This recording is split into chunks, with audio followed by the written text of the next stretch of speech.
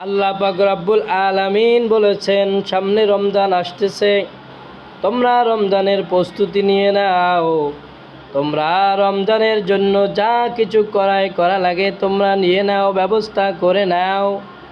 আগে ভাগে তোমরা রমজানের প্রস্তুতি নিয়ে নাও। হুজুর পাক সাল্লাল্লাহু আলাইহি ওয়াসাল্লাম বলেছেন যে তোমাদের মতো কপাল পোড়া এই পৃথিবীতে আর নাই। কপাল পোড়া হচ্ছে কারা?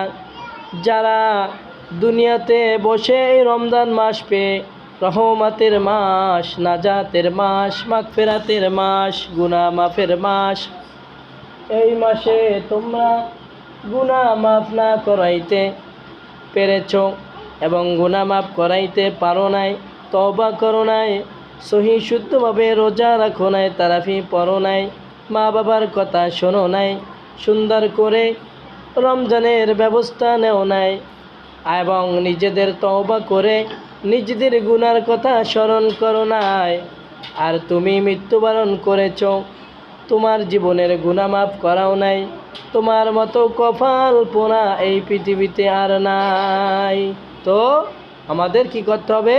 এই রমজান মাসে আমাদের রমজানের জন্য প্রস্তুতি নিতে হবে এবং রমজানের তৈরি হতে হবে। রমজানের মতো আমাদের অভ্যাস করতে হবে যে আমরা 11টি মাস দুপুরে খেয়েছি এবং আমরা রাতে খাবো, এখন থেকে আর দুপুরে খাবো না, রাতে খাবো, মাগরিবের পরে ইফতার করব এবং এই রমজান মাসে কোরআন তেলাওয়াত করব, জিকির আজকার করব এবং তারাবি পড়ব।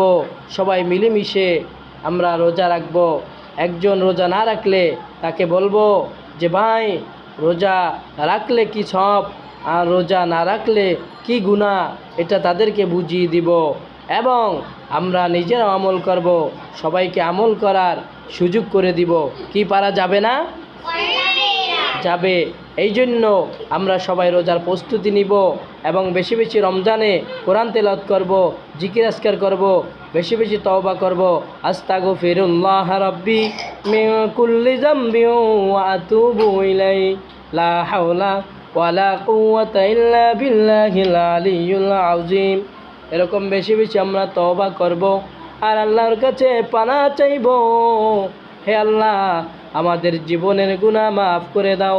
গুনাহে সগীরা, গুনাহে কবিরা, শিরক, বিদআত, জানা অজানা, জাহিলে বাতিনি যত গুনাহ করেছি রে মালিক, তুমি আমাদের জীবনের গুনাহগুলি মাফ করিয়া দাও।